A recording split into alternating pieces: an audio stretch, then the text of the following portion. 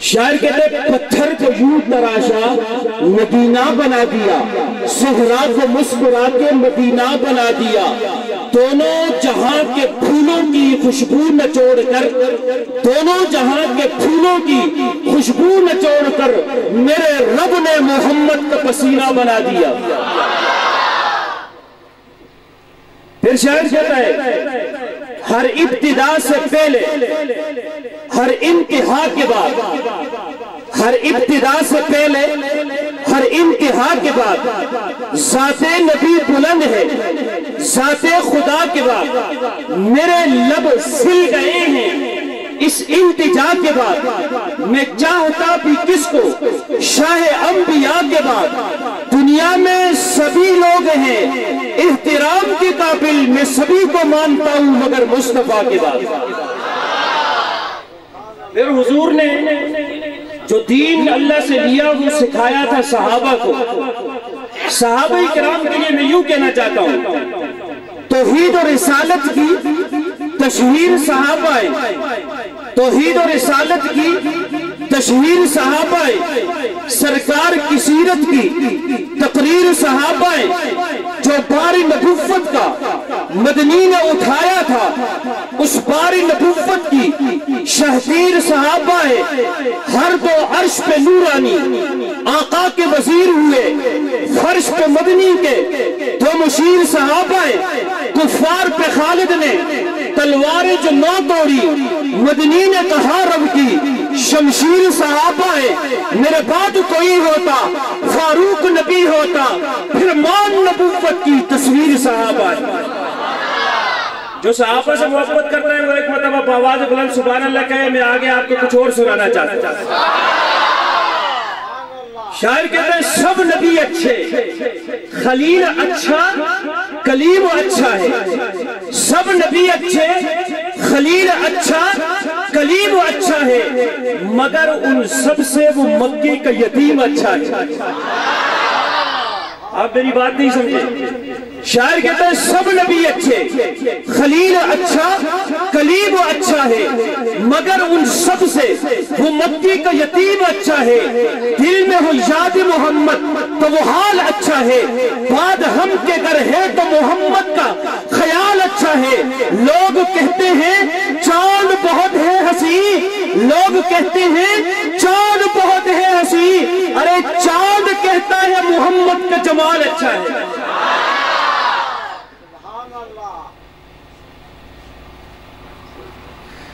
لوگ کہتے ہیں چاند بہت ہے ہنسی، چاند کہتا ہے محمد کا جمال اچھا ہے۔ آخری بات کرنے لگا ہوں شعر کی صورت میں کہ شاعر اس میں کیا کہتے ہیں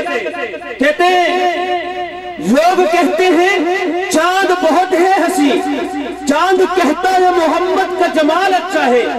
ابو لہب، ابو جہل، یہ مکہ کے سردار تھے۔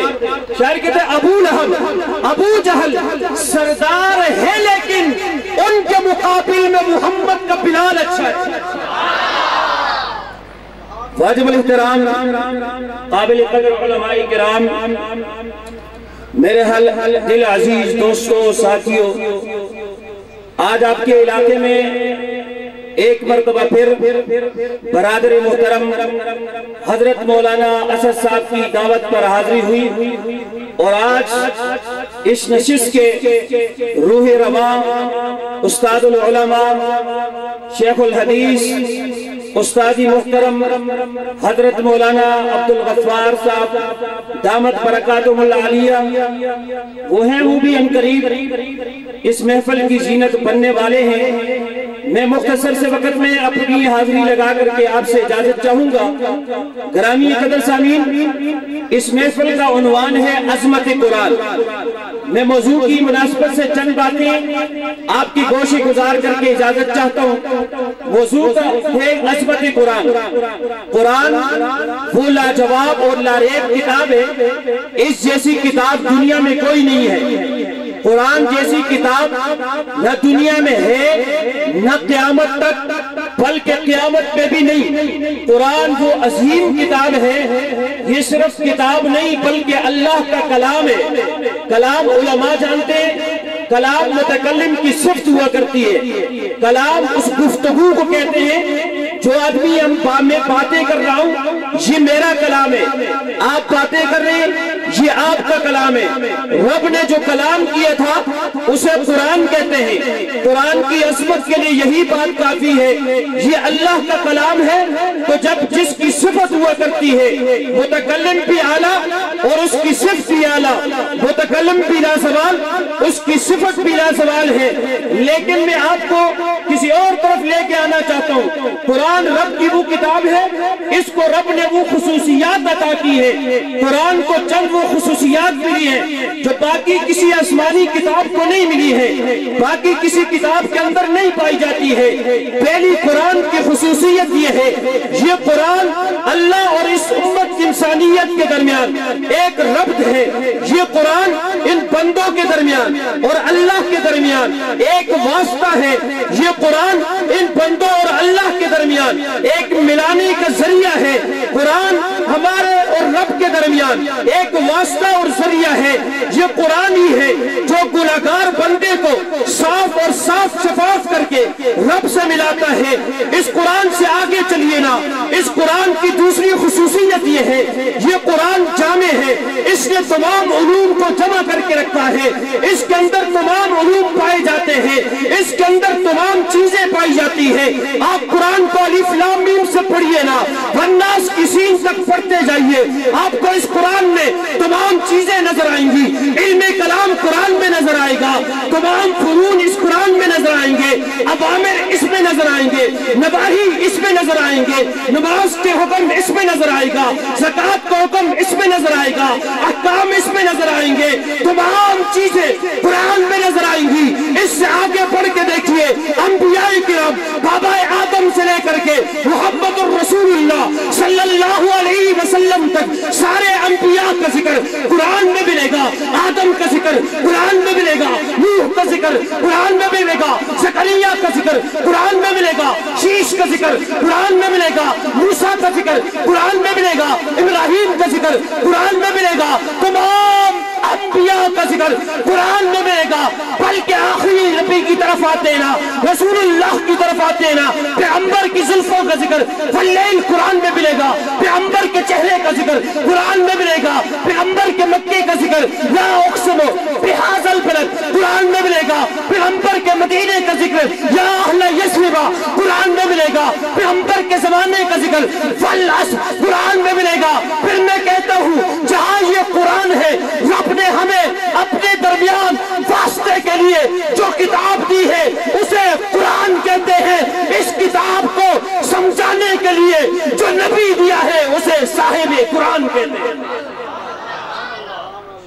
مختصر یہ اللہ نے ہمیں قرآن دیا اور اس قرآن کو ہمیں سکھانے کے لیے صاحب قرآن دیا۔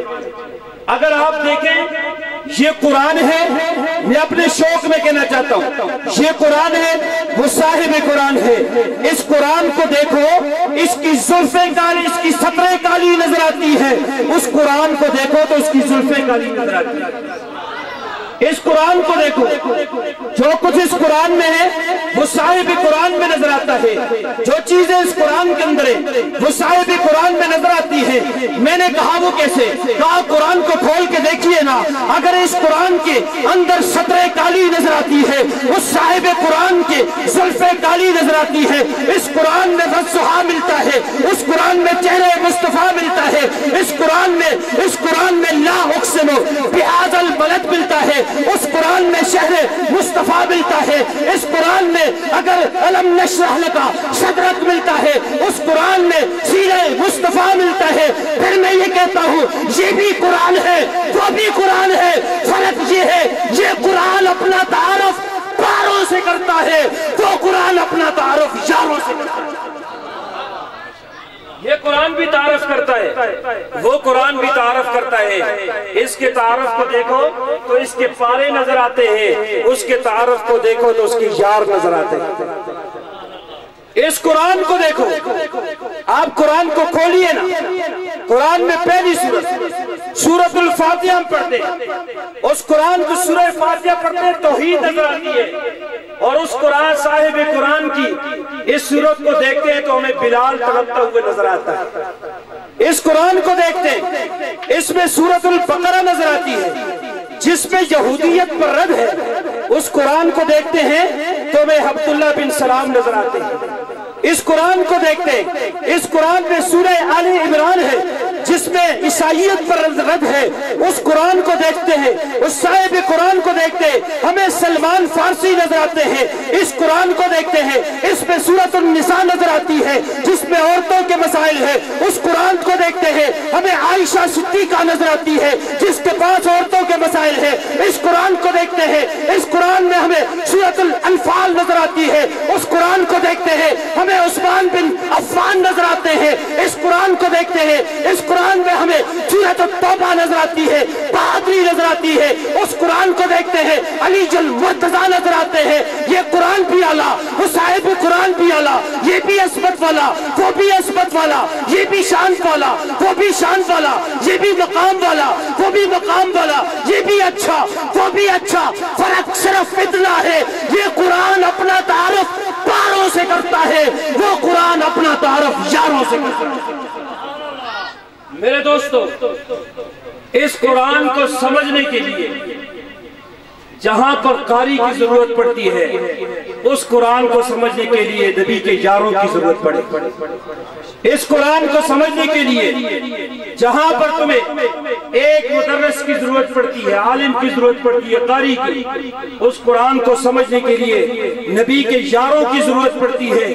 تم یہ کہو ہم اس قرآن کو سمجھیں گے اپنی طرف سے، نہیں سمجھ سکتے۔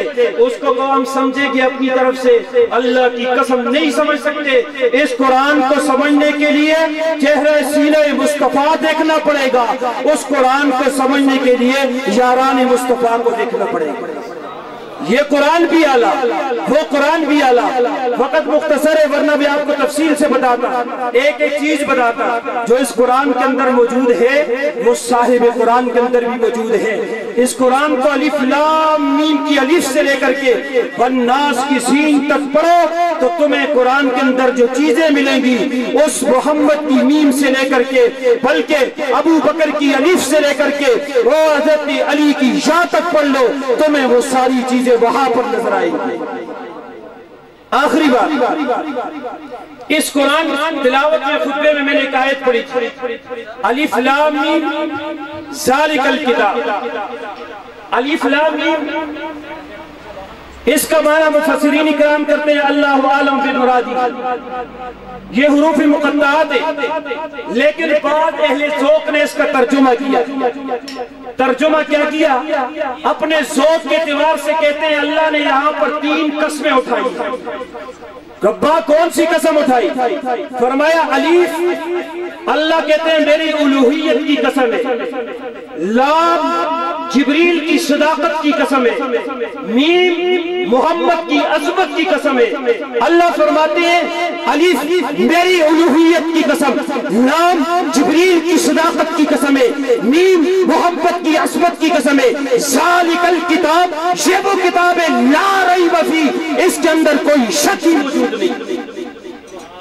ایک بات اللہ نے فرمایا ذالک الکتاب، علماء جانتے ہیں قرآن کو آپ نے دیکھا جہاں بھی قرآن کا لفظ آیا یاسین والقرآن الحکیم، الرحمن علم القرآن، قرآن کا لفظ آیا، لیکن یہاں شروع میں اللہ تعالیٰ نے ذالک الکتاب، کتاب کا لفظ کیوں استعمال کیا؟ کتاب تو سب کہتے ہیں جسے لکھا جائے، قرآن یہ پڑھنے سے جب پڑھا جائے تو اللہ نے یاسین والقرآن الحکیم کہا، الرحمن علم القرآن۔ جہاں بھی آپ قرآن میں دیکھیں قرآن کے لیے قرآن کا لفظ استعمال ہوا ہے، لیکن یہاں شروع میں اللہ نے ذالک الکتاب کیوں کہا؟ ذالک الکتاب علماء کرام لکھتے ہیں اللہ نے ذالک الکتاب کہہ کے اس بات کی طرف اشارہ کر دیا ایک وقت آئے گا کہ لوگ جس طرح آج کے دور میں 1400 سال پہلے رب کی توحید کا انکار کرتے ہیں، پیغمبر کی رسالت کا انکار کرتے ہیں، ایک وقت آئے گا جب نبی کے اشاروں کا انکار ہوگا، نبی کے اشاروں پر تہمتیں لگائی جائیں گی، نبی کے جانثاروں پر تہمتیں لگائی جائیں گی۔ اس وقت پیغمبر کے سامنے، پیغمبر کے اوپر اترنے والی یہ کتاب ذالک الکتاب ہوگی، یہ قرآن ہوگا، یہ قرآن ان پیغمبر کے اشاروں کی گواہی دے گا صداقت کی گواہی دے گا، ان کی عدالت کی گواہی دے گا۔ میں نے کہا وہ کیسے؟ رب کہتا ہے کرام بررہ نہیں پڑا، اس کو دیکھ لینا۔ قرآن کو لکھنے والے کون تھے؟ پیغمبر کے جانثار صحابہ تھے۔ قرآن کو لکھنے والے کون تھے؟ پیغمبر کے صحابہ تھے، امیر معاویہ تھے، باقی صحابہ تھے جنہوں نے پیغمبر کے قرآن کو لکھا تھا۔ ان صحابہ پر کل 1400 سال کے بعد کوئی تبرہ کرے گا، رب کا قرآن بتا دے گا ذالک الکتاب لا ریب فیہ، جس طرح قرآن کے اندر شک نہیں ہے، اس کتاب کو لکھنے والے پیغمبر کی یادوں میں بھی کوئی شک نہیں۔ اس لیے میرے دوستو، نبی کے دین اوپر اترنے والی اس کتاب کو سمجھنے کے لیے ہمیں صحابہ کرام کے در پر جانا پڑے گا۔ صحابہ کرام کے بغیر ہمیں کوئی چیز سمجھ میں نہیں آ سکتی۔ ہم نے حضور پر اترتے ہوئے اس کتاب کو نہیں دیکھا تھا، ہم نے پیغمبر صلی اللہ علیہ وسلم پر اترتے ہوئے اس قرآن کو نہیں دیکھا تھا۔ جنہوں نے دیکھا تھا انہیں کیا کہتے ہیں؟ بولو بھائی، محبت کرنا انہیں کیا کہتے ہیں؟ جنہوں نے قرآن اترتے دیکھا تھا انہیں کیا کہتے ہیں؟ جنہوں نے پیغمبر پر یہ احکامات اترتے دیکھے تھے انہیں کیا کہتے ہیں؟ جنہوں نے قرآن کو لکھا تھا انہیں کیا کہتے ہیں؟ جنہوں نے پیغمبر پر سب کچھ نچھاور کیا تھا انہیں کیا کہتے ہیں؟ میں نے شروع میں کہا قرآن ایک جامع کتاب ہے، قرآن ایسی کتاب ہے اس نے تمام علوم اور فنون کو اپنے اندر جمع کیا ہے، لیکن تمام علوم اور فنون جمع کرنے کے بعد میں نے کہا علمی کلام ہے، مجھے جواب ملتا ہے قرآن میں ہے۔ میں نے کہا کس نے بتایا؟ جواب ملتا ہے صحابہ نے بتایا۔ انبیاء کا ذکر قرآن میں ہے، کس نے بتایا؟ جواب ملتا ہے صحابہ نے بتایا۔ نماز کا ذکر قرآن میں ہے، کس نے بتایا؟ صحابہ نے۔ میں نے کہا زکوٰۃ کا ذکر قرآن میں ہے، کس نے بتایا؟ صحابہ نے۔ قرآن کے اندر تمام علوم ہے، تمام فنون ہے، تمام اوامر ہے، تمام نواہی ہے، انبیاء کی باتیں کس سے بھی ہے، مثالیں بھی ہے، لیکن میں نے پوچھا قرآن میں ہے، آپ کو کس نے بتایا؟ جواب ملتا ہے ایک ہی جماعت ہے جنہیں صحابہ کہتے۔ صحابہ صحابہ صحابہ، تبھی میں کہتا ہوں میں شوق سے نام صحابہ کا کر چرچا، صحابہ کا گر طلب ہے تجھ کو جنت کی تو پلہ تھام صحابہ کا ومالی